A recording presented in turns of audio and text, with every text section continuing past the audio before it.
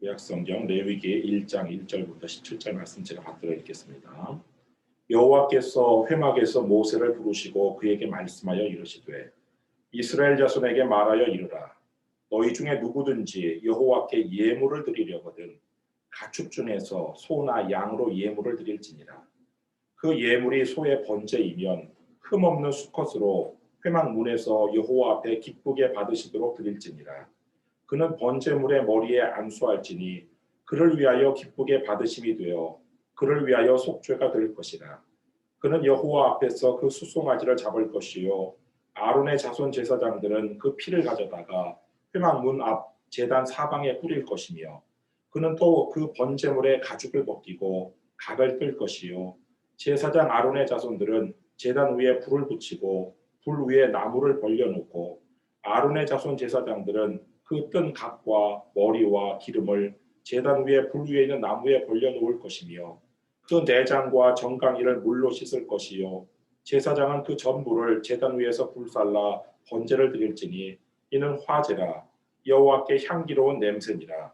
만일 그 예물이 가축대의 양이나 염소의 번제이면 흠없는 수컷으로 드릴지니 그가 제단 북쪽 여호와 앞에서 그것을 잡을 것이요 아론의 자손 제사장들은 그것의 피를 제단 사방에 뿌릴 것이며 그는 그것의 각을 뜨고 그것의 머리와 그것의 기름을 베어낼 것이요 제사장은 그것을 다 제단 위에 불 위에 있는 나무 위에 벌려놓을 것이며 그 내장과 그 정강이를 물로 씻을 것이요 제사장은 그 전부를 가져다가 제단 위에서 불살라 번제를 드릴지니 이는 화제라 여호와께 향기로운 냄새니라.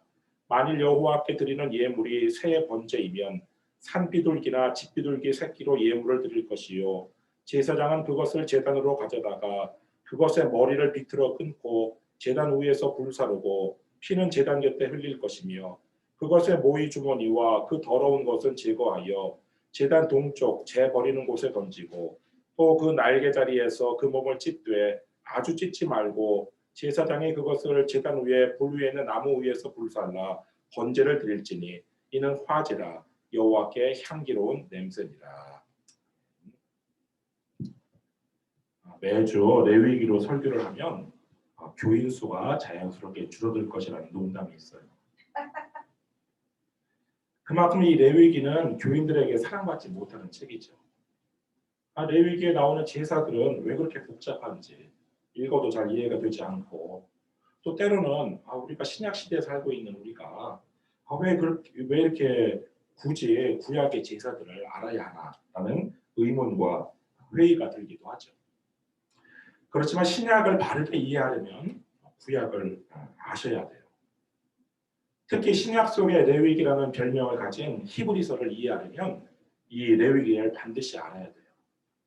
나아가서 이 레위기에 나오는 희생 제사를 모르면 예수님의 그 십자가와 보혈의 그 의미를 바르게 이해할 수가 없어요. 그래서 저는 오늘부터 이 구약의 제사에 대해서 말씀드리고 이 레위기를 넘어가려고 합니다. 먼저 아셔야 할 것은 제자로 끝났다고 해서 모두 다 제사가 아니에요. 여러분 번제, 소제, 화목제, 속건제, 속죄제, 화제, 요제, 거제, 전제 이게 다 제자로 끝났는데 이 중에서 제사가 아닌 것이 있어요. 그것이 무엇인지 아시나요? 주보를 좀 일찍 보신 분들은 아마 짐작하실 수도 있는데 아니요. 그 주보 한번 보세요. 주보 보시면 이 부분 보시면요. 화제, 거제, 요제, 전제 요 네 가지는요 제사가 아니에요. 이건 제사법이에요. 제사법. 제사는 뭐가 제사냐? 그 위에 나와 있는 5가지. 번제, 소제, 화목제, 속건제, 속죄제. 요 5가지만 제사예요. 또 성경 읽다 보면 감사제, 서원제, 낙헌제 이런 것도 있는데 이건 목사님 제사가 아닙니까? 예, 그건 제사인데 그건 화목제의 일종이에요. 그러니까 제사는 이 5가지 번제, 소제, 화목제, 속건제, 속죄제가 제사고 나머지 화제, 거제, 요제, 전제는 제사법이라는 것을 먼저 아셔야 되는데 그 제사법 중에서 이 화제 오늘 본문에도 화제가 나오죠. 화제는 이름 그대로 희생 제물을 불로 태워서 드리는 제사법이에요. 제물을 태우면 연기가 나죠. 그 연기가 하늘로 올라가요. 그것처럼 나의 심령이, 제물을 드리는 사람의 심령이 하늘로 올라가는 그런 제사법을 화제라고 그래요. 오늘 본문 9절에 보면 화제가 나오죠. 그 내장과 정강이를 물로 씻을 것이요 제사장은 그 전부를 제단 위에서 불살라 번제를 드릴지니 이는 화제라 여호와께 향기로운 냄새니라. 여기서 번제와 화제가 나오는데 여기서 화제는 뭐 제사가 아니라 번제를 화제 형식으로 드린다는 그런 뜻이에요. 그 다음 또 거제라는 말이 거제가 나오는데요. 이 거제는 이 들것자를 써서 제사장이 제물을 이렇게 높이 들어 올렸다가 내리는 방식의 제사법이에요. 이건 어떤 의미를 가지고 있느냐?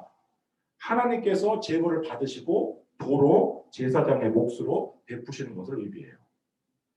레위기 7장 32절에 나오는데요. 또 너희는 그 화목 제물의 오른쪽 뒷다리를 제사장에게 주어 거제를 삼을지니.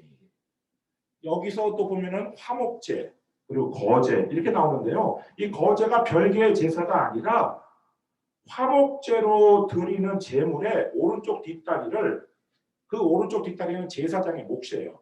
그 제사장의 몫으로 정해진 오른쪽 뒷다리를 이 화목제를 드리는 사람이 제사장에게 주면 이 제사장은 그 오른쪽 뒷다리를 가지고 하나님께 먼저 올리고 내리는 이 거제를 드리고 취한다는 그런 뜻이에요. 요제 역시 제사법인데 이 요제에서 요자는 흔들릴 요자예요. 우리가 뭐 요동친다 할 때 그 요자인데 영어로는 웨이브 오퍼링이라고 하는데 이것은 거제는 위아래로 이렇게 하는 거라면 이것은 앞뒤로 하는 거예요.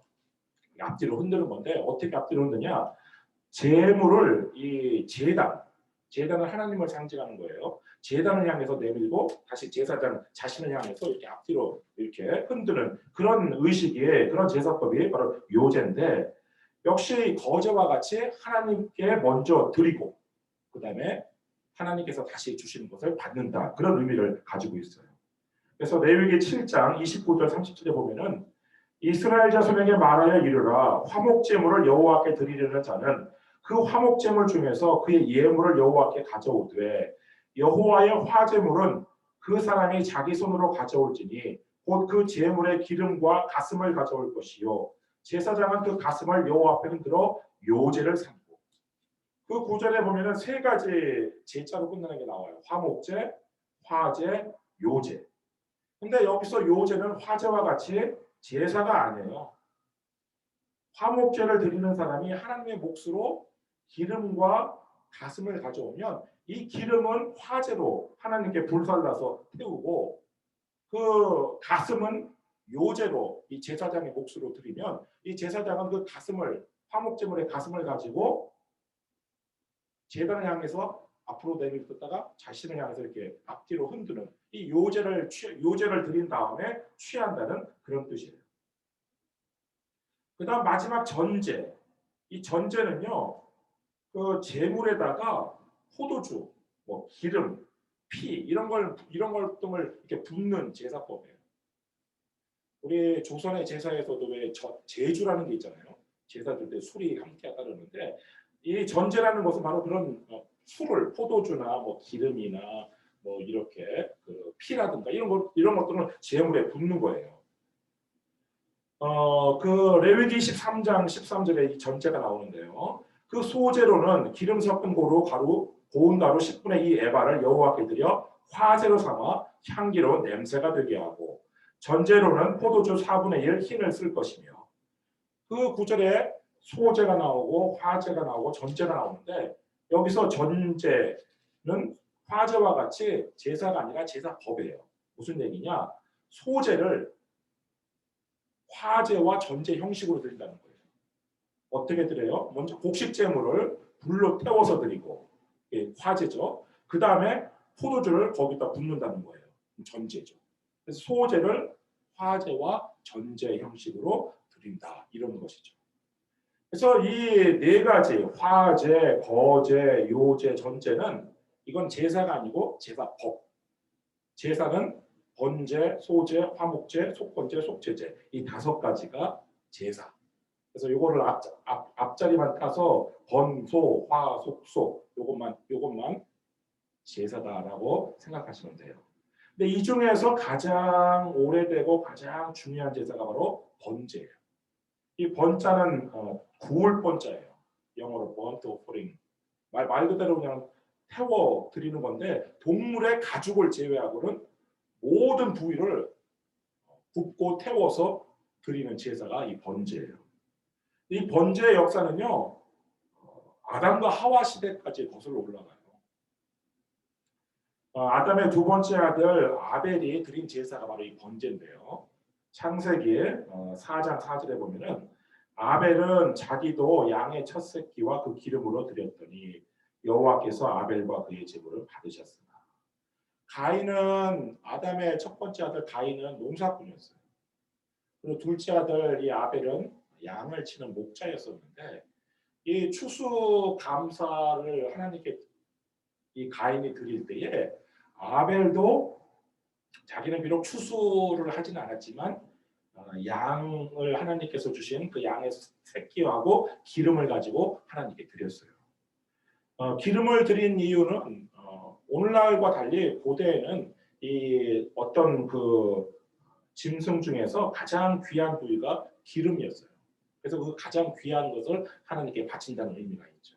그래서 이 하나님께 이 어린 양과 그 기름을 가장 귀하고 소중한 것을 하나님께 이렇게 번제로 드렸어요.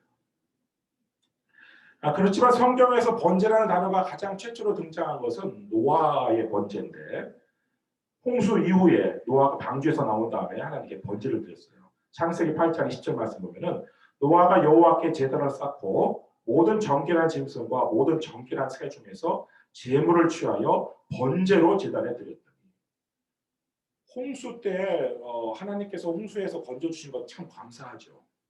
근데 배 안에서 방주 안에서 그 동물들과 함께 오랜 시간을 거의 1년 걸리는 시간을 방주 안에서 배 안에서만 산다는 것은 참 힘든 일이었어요. 그래가지고 이제 물이 다 빠지고 육지에 발을 들여놨을 때 얼마나 감사했는지 먼저 하나님께 제단을 쌓고 제물을 드렸는데 그때 제물을 드린 것이 바로 정결한 짐승, 정결한 새. 그리고 이것을 바로 어떻게 드렸냐? 번제로 하나님께 올려드렸어요. 그 번제를 하나님께서 받으시고 창세기 8장 21절 말씀 보시면 여호와께서 그 향기를 받으시고 그러니까 제물을 받으셨는데 제물을 불태워서 나오는 그 향기를 받으셨대요.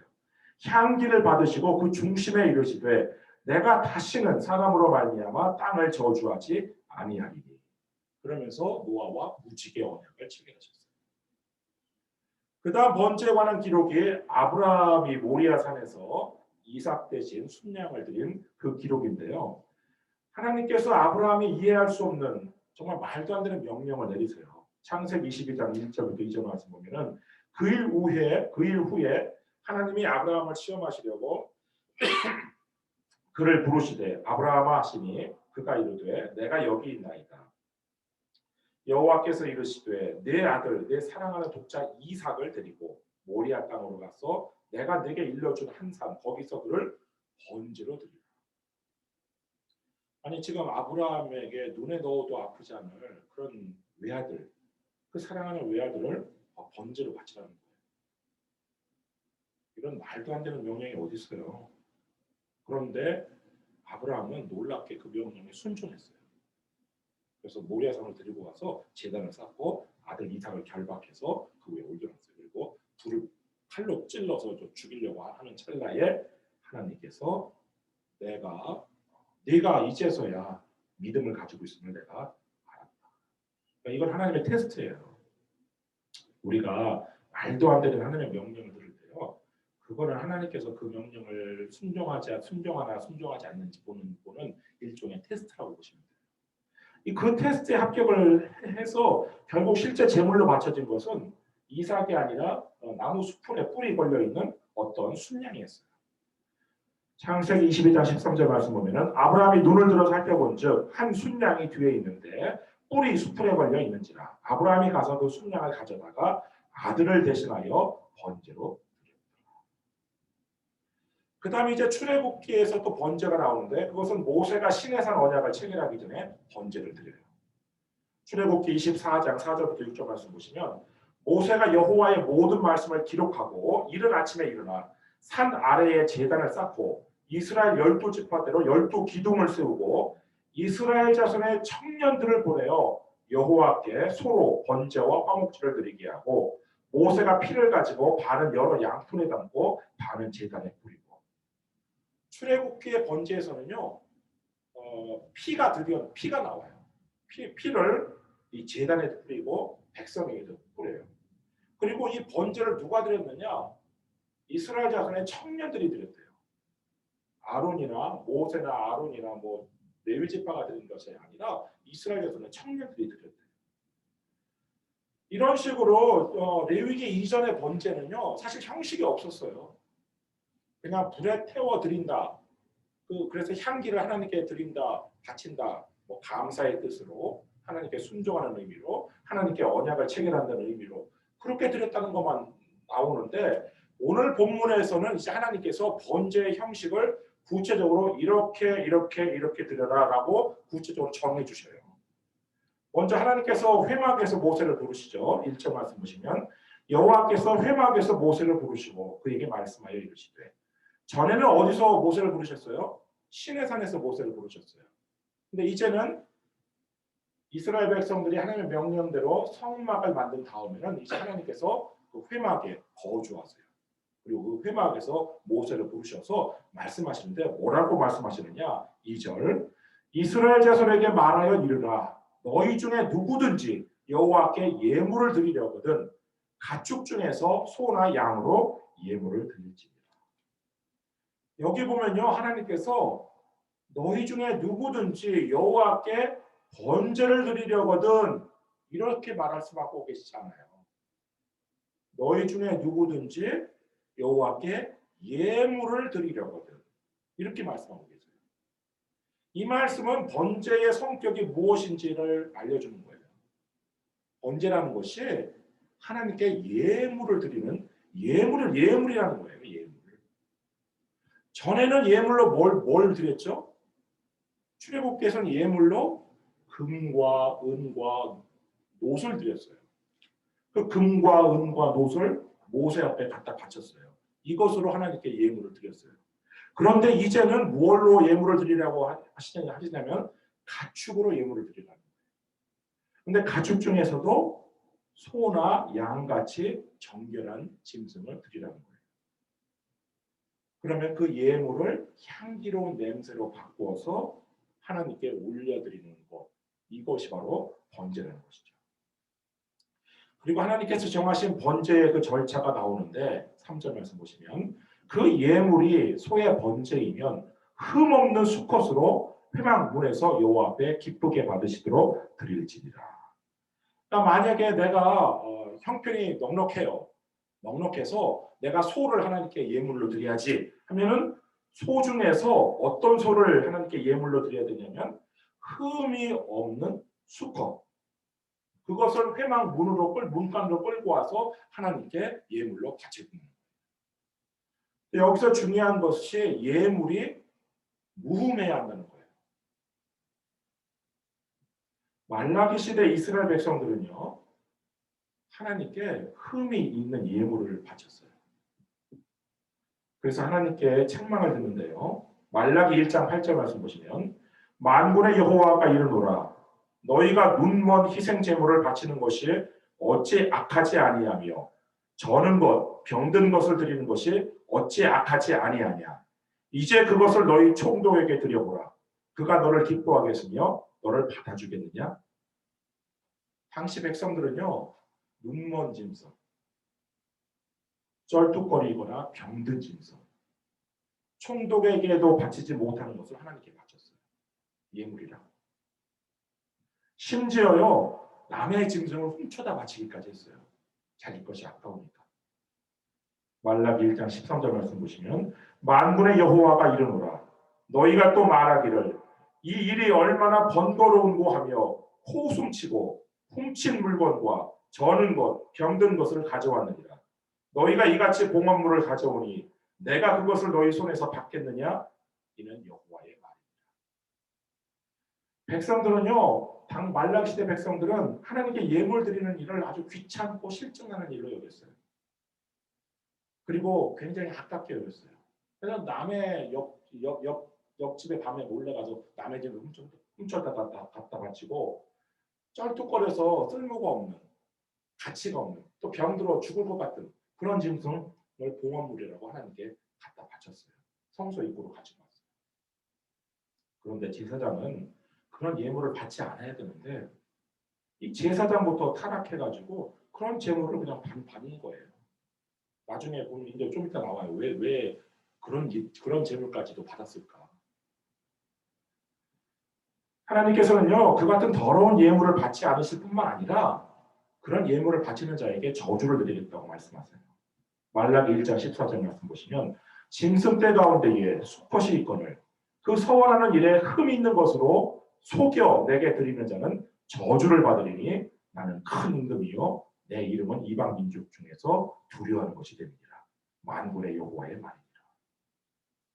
여러분, 그래서요, 우리가 하나님께 예물을 드린다고 해서 모두 다 연락되고 복 받는 것이 아니에요. 어떤 경우에는 흠 있는 예물을 드리는 경우에는요, 복이 아니라 오히려 저주를 받아요. 하나님께 예물을 드리기를 원하는 사람들은 그래서 흠 없는 예물을 하나님께 가지고 와야 되는데, 그래서 그 흠 없는 예물을 가지고 왔으면 그 다음 소의 머리에 안수를 해야 돼요. 4절 말씀 보면은 그는 번제물의 머리에 안수할지니 그를 위하여 기쁘게 받으심이 되어 그를 위하여 속죄가 될 것이라. 안수에는 여러 가지 의미가 있죠. 뭐 축복할 때도 안수를 내리고 병 고칠 때도 안수를 하고. 근데 여기서 소에게 안수를 할 때 의미는요, 내 죄를 이 소에게 전가하는 거예요. 아무리 재물이 흠이 없어도요, 제사를 드리는 사람이 죄가 있으면 하나님께서는 그 재물을 연락하지 않으세요. 하나님께서 가인의 예물을 받지 않으신 이유가 바로 그것이에요. 창세기 4장 4절 하반절부터 5절 상반절 보시면요, 여호와께서 아벨과 그의 제물을 받으셨으나 가인과 그의 제물은 받지 아니하십니다. 사람들이 이 구절을 어떻게 오해를 하냐면요, 여호와께서 아벨의 제물을 받으셨으나 가인의 제물을 받지 아니하신지라, 이렇게 오해를 하세요. 근데 그렇지 않아요. 아벨과 그의 제물이고 가인과 그의 제물이에요. 하나님께서 가인이 바친 농산물에 문제가 있어서 안 받은 것이 아니라 가인에게 문제가 있어서 그 제물을 받지 않으신 거예요. 그래서 하나님께서는요, 이 예물을 바치는 사람이 죄가 없도록 그 사람의 죄를 제물에게 전가하도록 먼저 안수를 하라고 하시는 거예요. 그런 다음에 이제 제물을 잡아요. 5절 말씀 보시면 그는 여호와 앞에서 그 숫송아지를 잡을 것이요 아론의 자손 제사장들은 그 피를 가져다가 회막문 앞 제단 사방에 뿌릴 것이며. 여기서 그는 누구예요? 제사장이 아니에요. 이 하나님께 예물을 드리는 사람이에요. 어떤 사람들은 제사장이 제물을 잡는 걸로 착각하는데 그것이 아니고, 예물을 바치는 사람이 제물을 잡고 제사장의 역할은 그 피를 받아다가 번제단 둘레에 두루 뿌리는 것이에요. 그 다음에 이제 이 예물을 바치는 사람이 가죽을 벗겨요. 6절. 그는 또 그 번제물에 가죽을 벗기고 각을 뜰 것이요. 근데 이 가죽이 누구의 몫이냐? 이게 바로 제사장의 몫이에요. 레위기 7장 8절 말씀 보시면 사람을 위하여 번제를 드리는 제사장, 곧 그 제사장은 그 드린 번제물의 가죽을 자기가 가질 것입니다. 그래서 이 말라기 시대에 타락하고 부패한 제사장들이 흠 있는 재물을 가지고 와도 받은 거예요. 자기 몫인 가죽을 챙기려고. 그러니 하나님께서 얼마나 싫어하시고 얼마나 분노하셨겠어요. 그리고 이 사람이 각을 떠야 돼요. 이 제사를 드리는 사람이. 근데 각을 뜨기 전에 먼저 이제 머리를 자르고 다리도 자르고 이 배를 갈라서 내장도 빼고 기름도 따로 분리를 해야 돼요. 그리고 내장 쪽에는 똥이 남아있기 때문에 깨끗이 씻어야 되는 것이고, 이 다리는 그 흙을 먼지가 묻었기 때문에 다리를 또 물로 깨끗이 씻었어요. 이 모든 일들을 다 누가 했어요? 예물을 바치는 사람이 했던 거예요. 그러니까 이게 하나님 앞에서 정말 정성을 다해서 이렇게 예물을 드리는 사람은 하나님께서 기쁘게 받으시지만, 이거를 형식적으로 그냥 억지로 의무적으로 하는 사람들은 말라기 시대 백성들처럼 이 얼마나 귀찮은 일인가. 여러분 혹시 닭 한번 잡아보신 적 있으세요? 닭 잡는 것도 쉽지 않잖아요. 양 잡는 거 더 어렵겠죠? 이만한 소를 막 머리 자르고 한다고 해보세요, 혼자서. 그게 얼마나 힘든 일이에요. 그렇지만 하나님을 사랑하는 마음으로, 하나님께 예물을 드리는 마음으로 할 때 그것이 힘든 게 아니라 즐겁고 보람되고 기쁘고 이렇게 되는 것이죠. 그런 예물을 하나님께 받으시는 것이죠. 그러면 제사장들이 가죽을 제한 그 모든 것들을 다 가져다가 제단에서 불사르는 거예요. 8절 9절 말씀 보시면 아론의 자손 제사장들은 그 뜬 각과 머리와 기름을 제단 위에 불 위에 있는 나무 위에 벌려놓을 것이며 그 내장과 정강이를 물로 씻을 것이요. 이것은 그 제사 드리는 사람이 씻은 거예요. 제사장은 그 전부를 제단 위에서 불살라 번제를 드릴지니 이는 화제라 여호와께 향기로운 냄새입니다. 이렇게 정성껏 하나님께 예물을 드리면 그 예물이 뭘로 바뀌어요? 향기가 되어서 우리 눈에는 연기죠. 그리고 우리 눈에는 사실 좋은 향기는 아니에요.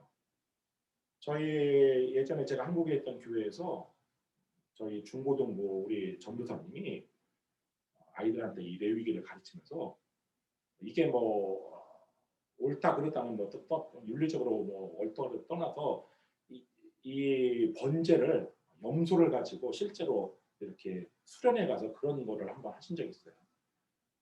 그런 걸 하신 적이 있는데 그 타는 냄새가요. 제가 맡았는데 굉장히 역겨워요. 솔직히 말씀드리면. 굉장히 역한 냄새 확 나요.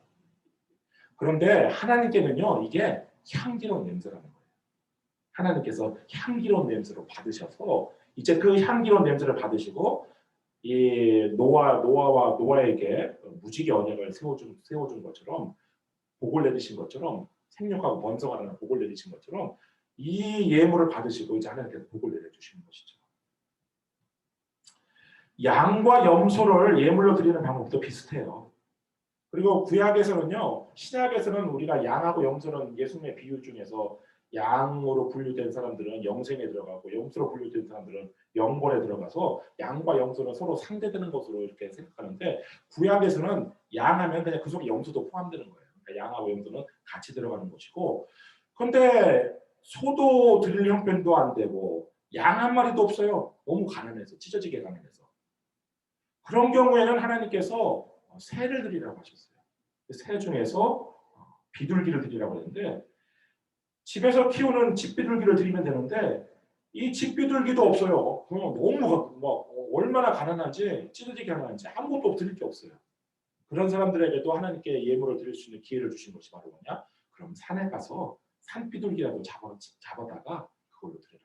이렇게 하나님께서 길을 마련해 주셨어요. 그런데 이 하나님께서 그 비둘기를 새를 드리는 경우에는요. 지금까지 소나 양이나 염소를 드리는 것과는 이 절차가 많이 달라요. 안수의 과정도 없고 도축의 과정도 없고 오직 그냥 잡아다가 산비둘기나 집비둘기 세 개를 잡아다가 제사장에게 드리면 제사장이 모든 것을 다 해요. 거기에 15절 말씀 보시면 제사장은 그것을 제단으로 가져다가 그것의 머리를 비틀어 끊고 제단 위에서 불사르고 피는 제단 곁에 흘릴 것이며 그것의 모이 주머니와 그 더러운 것을 제거하여 제단 동쪽 재버리는 곳에 던지고 또 그 날개 자리에서 그 몸을 찢되 아주 찢지 말고 제사장이 그것을 제단 위에 불 위에 있는 나무 위에서 불살라 번제를 드릴지니. 자 이렇게 번제를 드렸어요. 그런데 그 결과는 똑같아요. 이는 화제라 여호와께 향기로운 냄새니라. 그러니까요 하나님께서는요 부자가 드리는 소의 예물이라고 해서 더 연락하시고 가난한 자가 드리는 비둘기라고 해서 덜 받고 그렇지 않아요. 똑같이 동일하게 차별 없이 받으시는 거예요. 하나님께서 보시는 것은요, 예물, 재물의 크기가 아니에요. 가치가 아니에요. 그 예물을 드리는 사람, 그 사람이에요. 하나님께서 아벨을 보시고 그의 재물을 받으신 거고, 하나님께서 가인을 보시고 그의 재물을 받지 않으신 거예요. 어떤 마음으로 예물을 드리는지 그 중심을 보시는데, 귀찮다고 투덜거리면서 아무 것이나 드리는 것인지, 아니면 정말 정성을 다해서 깨끗한 재물을 바치는 것인지를 하나님께서 보시는 거예요. 그래서 신약에서 예수님께서요, 신약에서는 예물을 드리는 방식이 이런 가축도 드리지만 이제 그 화폐가 나오죠.